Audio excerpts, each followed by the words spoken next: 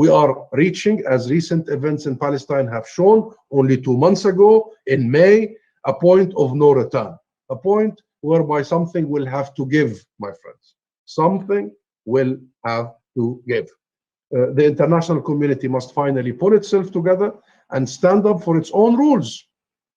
If not for justice for the Palestinian people, and if not for peace, at least for the international rules.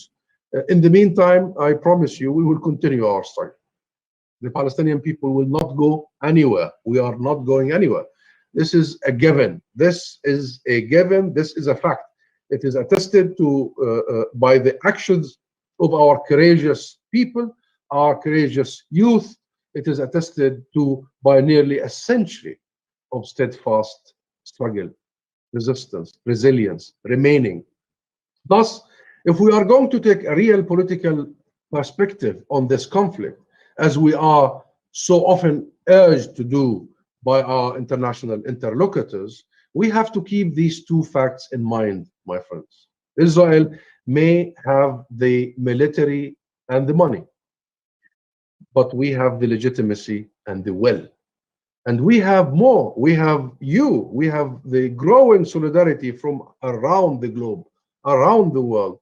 Now I have outlined to you the problems and obstacles and intransigent Israeli government and reluctant and timid international community. And this is exactly it. I happen to be an ambassador representing my country, my people, my cause in the US and now in the UK. There is an issue with the intransigence of the successive Israeli governments and the reluctance and the timid approach by the international community. However, it is not all bleak, my friends. In fact, in some ways, the situation is improving for us, the people of Palestine, and for the Palestinian cause. You must have witnessed, you must have seen the demonstrations, the explosion of popular anger at the Israeli policies, and the solidarity with the Palestinian people that happened all over the world during the May's Israeli or the Israeli assault in May on the occupied East Jerusalem, starting in Sheikh Jarrah, Al-Aqsa Mosque, and the rest of the occupied Palestine, of course.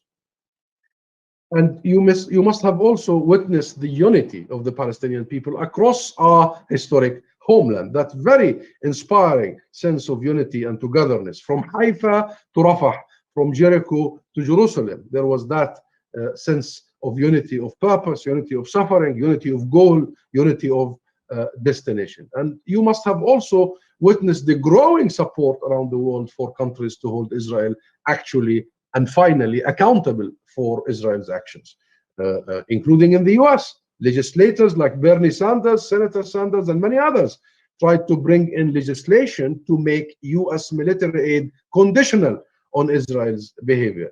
This may have failed, but it is a first important step. It is in fact unprecedented in Washington, and I know a little bit about the Washington scene. To introduce these laws and these resolutions is definitely historic. And in the UK, here where I sit, a popular petition forced the British Parliament to debate not just arms control and arms embargo, but sanctions generally against Israel. And where governments falter, and the governments do falter, private companies now take the lead, I must say. We see pension funds divest their money from Israeli companies shown to be complicit in the occupation. We see universities forced to defend their collaborations with Israeli colleges with branches in settlements, and in some cases in such cooperation should these universities have branches in the illegal settlements. And we see global brands, sports stars and celebrities, from Ben and Jerry's ice cream recently to Paul Pogba, the famous football player, the English, take a stand, show solidarity with Palestinians, and put their money where their principles are, and stop selling in these illegal settlements. This, my friends, my fellow diplomats, young leaders of the Muslim world, is the way forward. This is the way forward. This is how we overcome the reluctance by governments around the world to stick their necks out for justice and for law. This is how we put some serious but peaceful and non-violent pressure on the illegalities perpetuated by Israel. And this is where we can all make a difference, because there is still hope. There is a lot of hope. I just returned from Palestine, and I returned with abundance of hope, thanks to the people, our people, that I met in Jerusalem, that I met in Ramallah, in Hebron, in Nablus, in Gaza, in Haifa, in Yafa, in Akka, everywhere. Our people are very hopeful. There is still hope for a resolution to our conflict based on the international resolutions. There is still hope for a global rules-based system that is being undermined at every turn by countries who claim they believe in it, but who do not enforce those rules on Israel. We still have hope for that global rules-based order.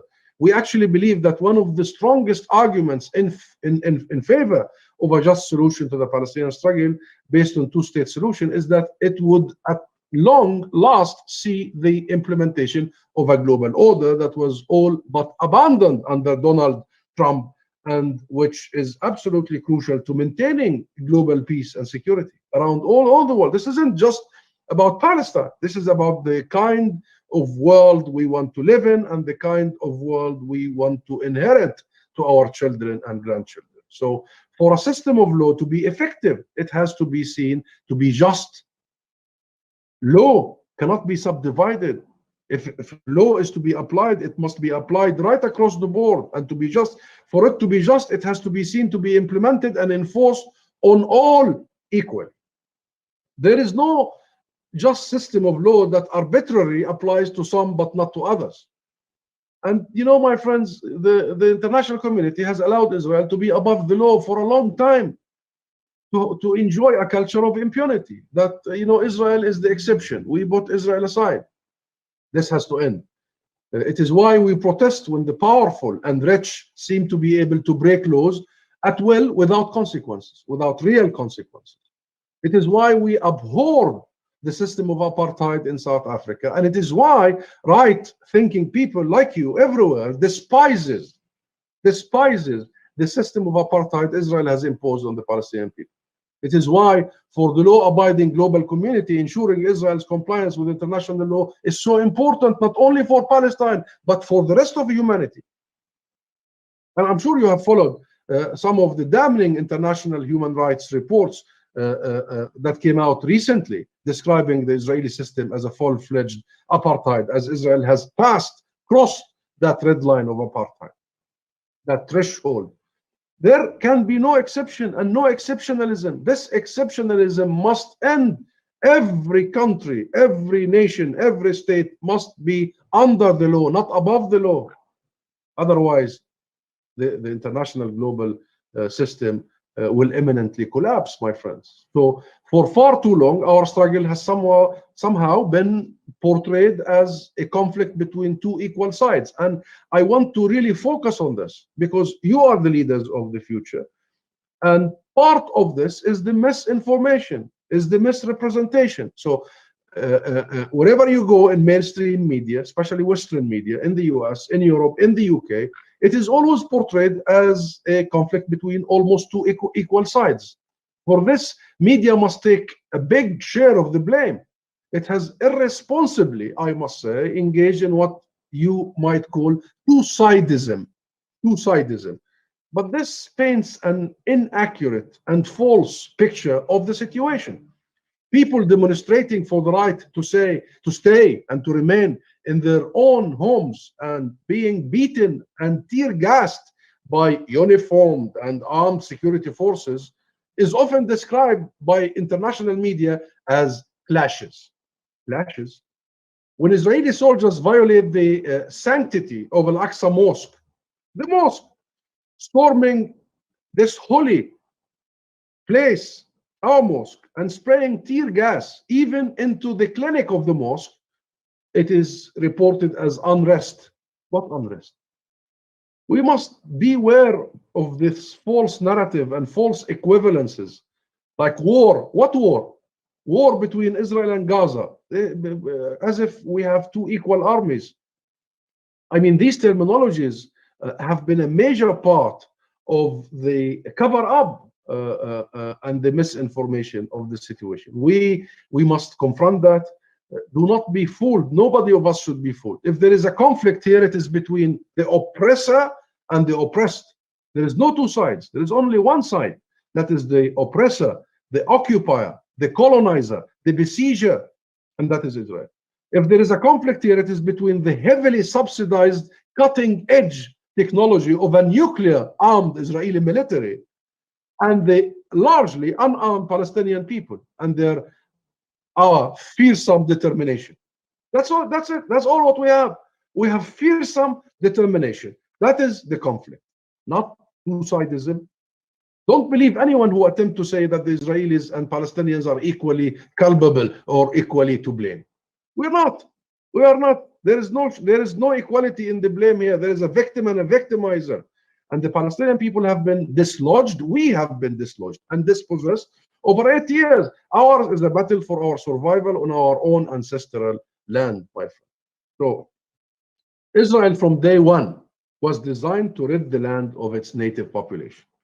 From day one. And I come from a refugee camp family. I was born in a refugee camp to the very south of Gaza, in Rafah. I know what happened to my family, to my father who was born in where Israel became. I know exactly the stories of how this whole campaign was designed to rid the land of our people, of the Palestinian population. In this essence, and in this sense as well, Israel is a classic colonial project. It is a project of settlement, exploitation, and displacement, continued, and it's non-stop. It cannot stop. It's limitless. But also, in this sense, it has failed, and it will continue to fail, my friends. We will not be displaced from our land. That's not an easy task, I assure you. We will not be denied our rights, and we will not be silenced or pushed aside. You know, the Palestinian people are very well-rooted, cultured, right at the crossroad of civilizations. So I must take pride in our nation and in the resilience of our nation. And so when you read or watch media attempting to portray the Palestinian struggle as one between two sides equally at fault for prolonging the conflict, challenge them. Challenge them, please. No, this is not the case. Challenge them, write to them, tell them you are being part of the agony of the Palestinian people.